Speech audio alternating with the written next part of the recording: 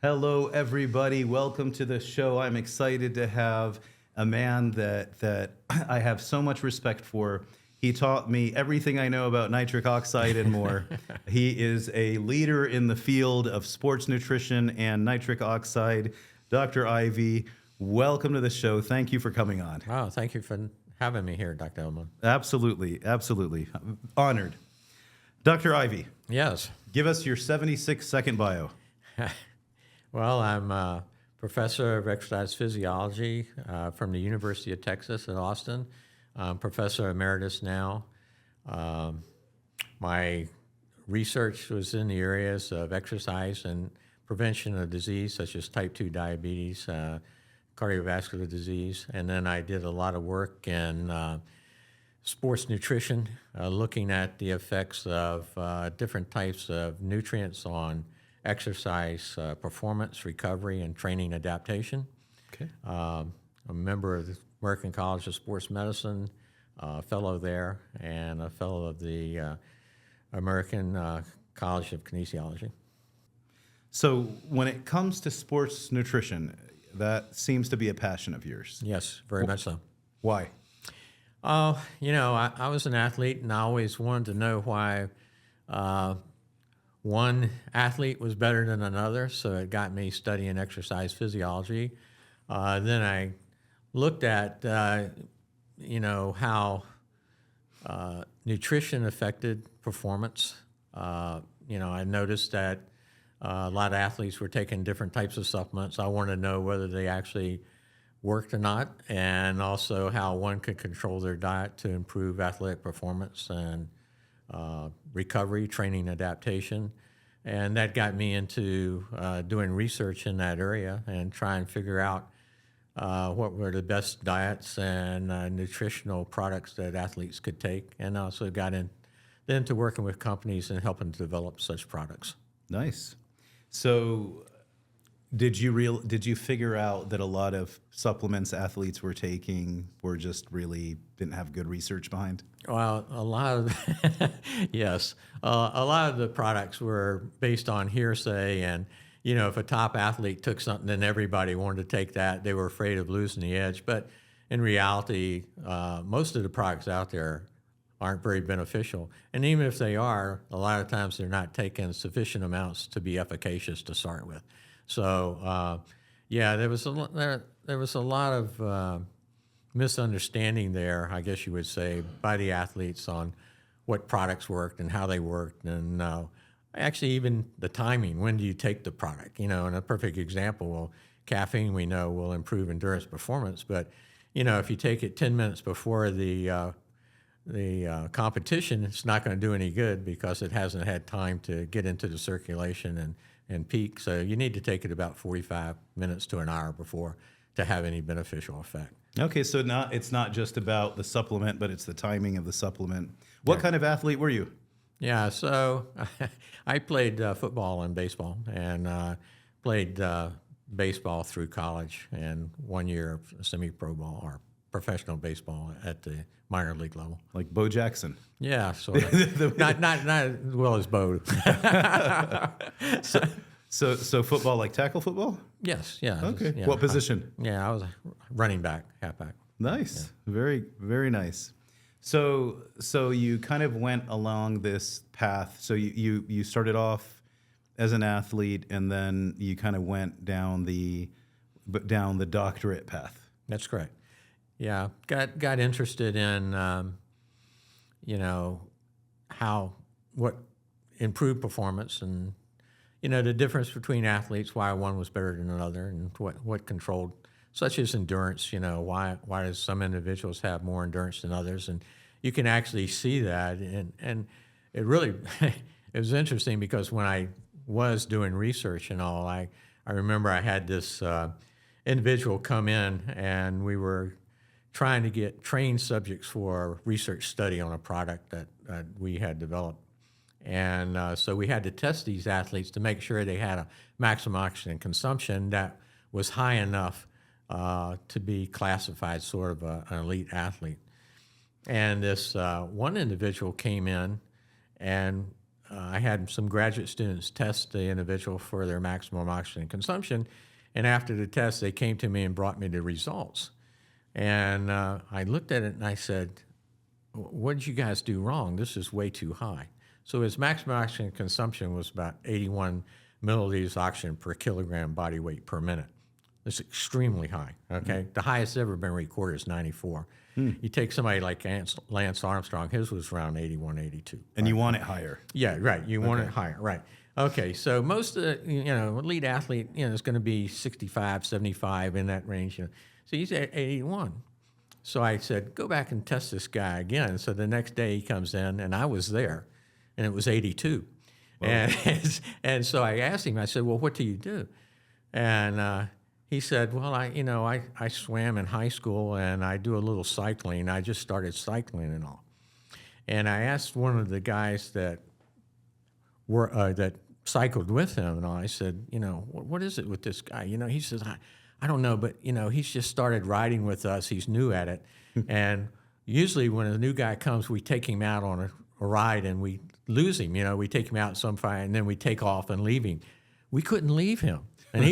And so genetics plays a big role here. We found he was just genetically gifted with this very high maximum oxygen consumption. And in 2 years of training as a triathlete, he became the Texas state champion. Wow. Yeah. So I saw him a few years after that, and I asked him, I said, well, what are you doing now? And I said, how's your triathlon going? He says, I was bored with that. I'm not doing that anymore. I mean, here's a guy that could have been a national champion. I mean, he could have been an Olympian, and it just wasn't his passion. But he had the genetics. So there's the genetic component. Yeah, there's a genetic component I learned there too. So have you seen that when you look at exercise science and improving athletic performance, have you seen that you could potentially use that science for aging and longevity? Oh, yeah, definitely. So a lot of products, and particularly if you look at nitric oxide products like, Neo 40 and Super Beat Sport and so forth, these are promoting cardiovascular changes. And so, with aging, there's a decline in the cardiovascular system naturally. And there's a natural decline in nitric oxide production in the body. And these products can help supplement that nitric oxide and bring about a number of beneficial effects to the cardiovascular system that also helps athletic performance. So for the people listening, because some people may say, hey, I'm not an athlete, they probably should pay attention to this because this could potentially help them further. This could probably help them in their health, whether they're an athlete or not. Oh, yeah, definitely. I think what they'll find is, improving the cardiovascular system is going to improve your everyday life, quality of life. You're going to feel more energetic, going to feel more alive. You're not going to get fatigued as fast. And so, yeah, it can be quite beneficial. So, Dr. Ivy, one of my, believe it or not, I am an athlete, and I believe that. Okay, chess is what I play. I'm a master. No, I'm not. I'm not the greatest, but I've played chess. Some of the best memories in my life are playing chess with my Polish grandfather. Oh, okay. So it's I really have that connection. But as aging, I'm starting to realize I probably need to pick up a better sport than chess. All right. So a lot of my patients are into pickleball. That's like the thing now. All right. If I want to become a pickleball champion, tell me kind of from a sports nutrition point of view, what do I need to do? Yeah. Well, I think that one thing when you're starting out playing pickleball is start out slow and don't try to get to balls that you can't get to, so that you don't injure yourself. But there's a few products that you can take that will eliminate muscle soreness, Okay. So tart cherry extract is really good. It has proanthocyanins in it that reduce inflammation and muscle soreness. A lot of athletes actually take tart cherry products. So for the tart cherry, like we use that for hot people with high uric acid. Right, that's true. Right. So is that connected? Yeah, so uric acid can build up in the joints and cause muscle soreness and tightness. And so you want to maintain a low uric acid level. Yeah, Okay. definitely. But you're saying that tart cherry has additional benefits that can help with soreness. Exactly. Yeah, and we've actually found it can reduce muscle damage as well. So Is there a particular dose? well, the dosage I can't remember offhand, to be honest with you, but there is a product by Humann that's tart cherry, and if you take a couple of those gummies that we have, Yeah. it's like drinking 16 ounces of a tart cherry drink. Okay. So it's quite beneficial. Is timing important? Yeah, well, the tart cherry, you can take it right before exercise or immediately after exercise, and then it'll have the same beneficial effects. Okay, so 2 tart cherry before or after. Yeah, right. Humann has a gummy, right? Right. And you've been working with Humann for some time. Yeah, for over 12 years now. Yeah, helping them with develop products. So, all right, what other supplements would be helpful? So another supplement obviously would be our Super Beat Sport product, Okay. and which elevates nitric oxide levels. And nitric oxide improves endurance performance. It does it in several different ways. It's kind of interesting. It increases muscle blood flow, so you're getting oxygen and nutrients to the body, which makes generating energy in the muscles, more efficient. It also has been shown to improve mitochondrial function, so our mitochondrial efficiency. So that's where the energy is generated in the cell, in the muscle cells. So for taking in, you get more energy produced per oxygen consumed. And this is actually very important because there's 3 things that affect endurance performance. One is maximum oxygen consumption, or the maximum rate at which you can get oxygen to the tissue for generating energy. The other is the percentage at which you can work at maximum oxygen consumption and sustain exercise. And that's controlled by what we call lactate threshold. And then the third thing is energy efficiency, or muscle efficiency. And the first 2 you can change by training.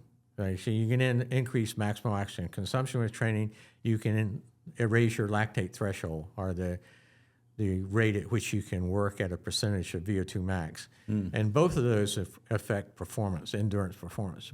But efficiency, you can't change with training. It doesn't change. But you can with a nitric oxide supplement, like Neo 40. So our Super Beats Sport.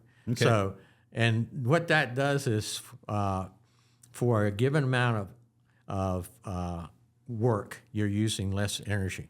So you're using less ATP per amount of work performed. So this allows you to work for a longer period of time, obviously, without fatiguing. So I would recommend, for somebody starting out with pickleball, you want to reduce inflammation and muscle soreness. So tart cherry extract product, such as what Neo 40 has, what Humann has, and then either the Super Beat Sport, which has been clinically tested to show that it improves endurance performance, is good. The other thing that people don't realize is that raising nitric oxide levels also increases muscle power. So when you're looking at speed of muscle contraction and movement, that can be of a benefit to pickleball as well, because reaction time is going to be faster. Okay, so the Super Beat, you mentioned 2 product to boost nitric oxide potentially. Right. Super Beat Sport, which is a fermented beet powder, right? Correct. If I was going to go with that, because I want to beat my kids. Like they think that they think they're better and more athletic than dad, and I just need to show them. I need to find a sport they haven't played pickleball yet, and I need to destroy them in it, and then just stop, so they'll always remember that I am their father. Right. So that being said, so if I went with a Super Beat, like would I? What's the timing? So Super Beat Sport is set up. It's a powder. It contains both nitrate and nitrite, which is converted to nitric oxide. Okay. But you want to take that about 45 minutes prior to the exercise, so that you raise the nitric oxide levels sufficiently to bring about these metabolic changes. And then if I was going to do something like the lozenge that you mentioned, there's a nitric oxide. Neo 40 lozenge, yeah. When would you do that? Yeah, that would be about the same time frame, about 40 minutes before. What can I do to my kids to decrease their stamina right before the... Yeah, so what I would do with them is limit any green leafy vegetables. Okay. Right before. And lower their nitrate levels as much as possible, so that, so that they can't generate nitric oxide. Maybe give them some like junk food or something. Yeah, of course. Come here, Yeah, kid. right. Yeah.